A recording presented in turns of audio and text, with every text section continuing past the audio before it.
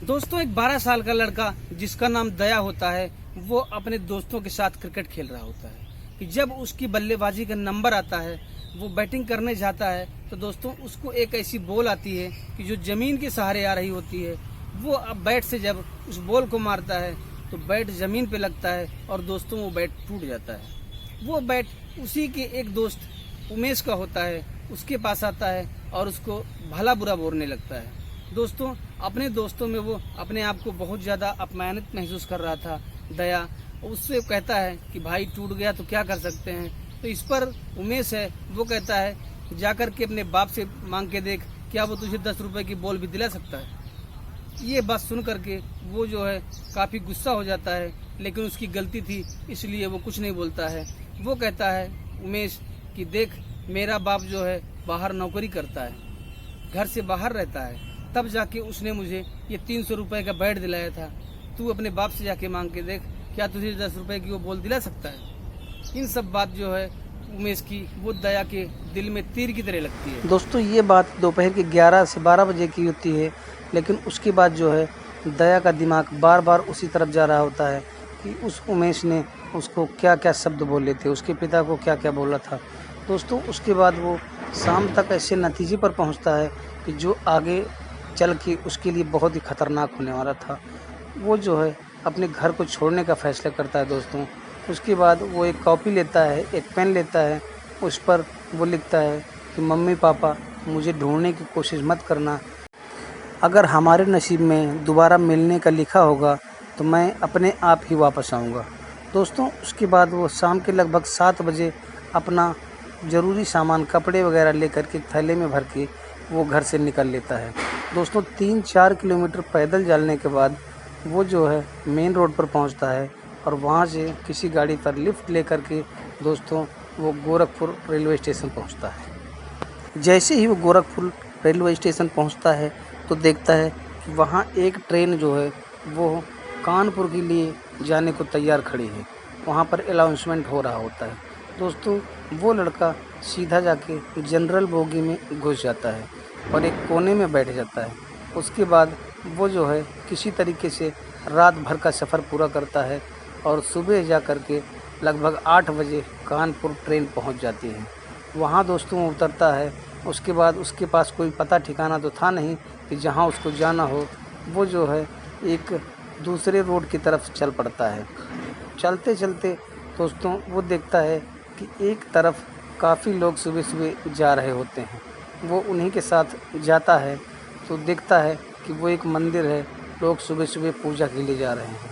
दोस्तों, जब वो देखता है कि मंदिर है तो फिर सोचता है कि मैं अब यहाँ क्या करूँगा, लोग पूजा कर रहे हैं। वो मंदिर के बाहर ही बैठ जाता है। थोड़ी देर बाद दोस्तों जो मांगने वाले होते हैं वो भी आते हैं और वहीं पास में बैठ जाते हैं। उसके बाद जो दर्शन करने आते हैं वहाँ बांके बिहारी का, भगवान कृष्ण का, तो वो कोई दान कर रहा होता है। तो दोस्तों 10-20 रुपए वहाँ पर दया को भी मिल जाते हैं। दोस्तों, दया को बैठे बैठे काफ़ी समय बीत गया था और दोपहर के 11 के आसपास हो रहे थे। अब दया को काफ़ी भूख लगी थी क्योंकि कल शाम से उसने कुछ खाया नहीं था। उसके बाद वहाँ पर जो सोचता है कि 10-20 तो मिले हैं मुझे, अब आगे और कुछ मिल जाए तो कहीं कुछ खाएंगे।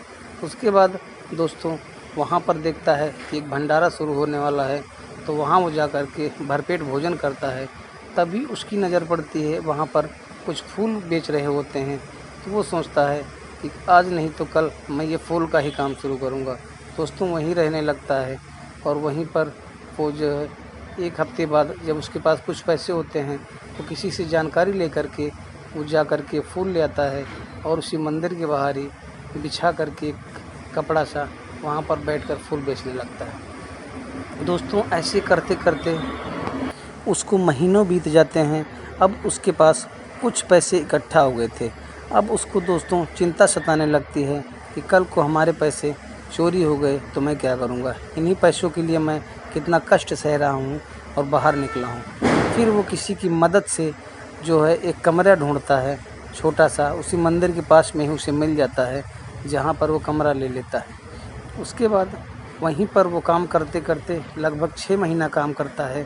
तभी उसकी मुलाकात एक ऐसे व्यक्ति से होती है जो एक बिजनेसमैन होता है। दरअसल वो बिजनेसमैन रोज़ आकर के उसी के पास से फूल लेता है और रोज़ जाकर के मंदिर में दर्शन करता है। एक दिन की बात है दोस्तों, एक दिन की बात है, वो बिजनेसमैन दया से पूछता है कि भाई तुम रोज़ यहीं रहते हो, दिन रात मैं देखता हूँ तुम यहीं रहते हो, तुम कहाँ से आए हो, कैसे, क्या कहानी है तुम्हारी, कहाँ रहते हो। तब वो अपनी सारी कहानी बताता है कि ऐसा ऐसा हुआ था, मेरा यहीं पे पीछे कमरा ले रखा है, वहीं अब रहने लगा हूँ, पहले यहीं रहता था। ये सब सारी बात उसको बताता है। वो कहता है कि मुझे एक न एक दिन बड़ा आदमी बनना है, कुछ ऐसा काम करना है, उसी की तलाश में दोस्तों। इसके बाद वो बिजनेसमैन उसको बताता है तुम अगर ऐसे ही फूल बेचते रहोगे तो ज़िंदगी भर ही फूल बेचोगे और कभी तरक्की नहीं कर पाओगे। अगर तुम्हें तरक्की करना है तो अपने बिजनेस को बढ़ाना होगा, अपने बिजनेस के एरिया को बढ़ाना होगा, तभी जा कर के तुम पैसे कमा पाओगे। तब ये बात उसको समझ आती है और वो सोचने लगता है कि मैं अपने बिजनेस को कैसे बढ़ाऊँ। दोस्तों अब वो ऐसे बंदे की तलाश कर रहा होता है कि जो उसकी दुकान पर बैठ सके और वो कहीं और दुकान लगा सके। दोस्तों जल्द ही उसको एक लड़का मिल जाता है। ये करता क्या है कि फूल लेता है और फूल की माला बनाता है और गिनती करके उस बंदे को फूल दे देता है, माला फूल दोनों दे देता है और उस हिसाब से उससे कुछ कमीशन देता है और ख़ुद जो है माल लेकर के दूर किसी और मंदिर पे बैठ जाता है। दोस्तों ऐसे ऐसे करके वो बंदे तलाश करता है और नए नए मंदिर पर अपने बिजनेस को बढ़ाने लगता है। एक दिन ऐसा आता है कि वो एक बहुत बड़ा बिजनेसमैन बन गया होता है, कानपुर का फूलों का व्यापारी बन गया होता है। उसके बाद दोस्तों ऐसे करके 5 सालों में उसके पास लगभग 15 लड़के काम कर रहे होते हैं जो कमीशन पर करते हैं और वो जो है एक बढ़िया ज़िंदगी जी रहा होता है। अब उसने एक गोदाम भी ले लिया था जहाँ पर रोज़ गाड़ी से माल आकर के उतरता था और वहीं से अलग अलग जगह सप्लाई होता था। दोस्तों उसके बाद जो है वो काफ़ी बिजनेस को अपने बढ़ा लेता है। लगभग 5 साल बीत जाते हैं ऐसे ही करते करते। अब उसके पास काफ़ी पैसा इकट्ठा हो चुका था लेकिन अभी भी वो संतुष्ट नहीं था। दोस्तों अब वो धीरे धीरे कानपुर में जो छोटे मोटे फूल के व्यापारी होते हैं उनको भी थोक में माल देने लगता है और साथ में अपना वही काम शुरू रखता है कि सुबह सुबह माला बनवाता है और गिनती करके सबको दे देता है। उसके साथ थोड़े उनको फूल दे देता है और कमीशन पर बंदे लगा रखा होता है। दोस्तों उसके पास 10 साल में करोड़ों की संपत्ति हो जाती है। उसके बाद वो अब घर जाने की तैयारी करता है। दोस्तों फिर वो कानपुर शहर में ही एक एजेंसी पे जाता है, वहाँ से एक कार को ख़रीदता है, फॉर्च्यूनर कार। उस कार से बैठकर वो अपने घर के लिए निकलता है। दोस्तों गोरखपुर में जब वो अपने घर पे पहुँचता है और उसके घर के सामने एक बड़ी सी कार आके रुकती है तो लोग देखकर हैरान हो जाते हैं कि आखिर ये कौन है। जब वहाँ उसको लोग देखते हैं तो कुछ आदमी पहचान जाते हैं, कुछ नहीं पहचान पाते।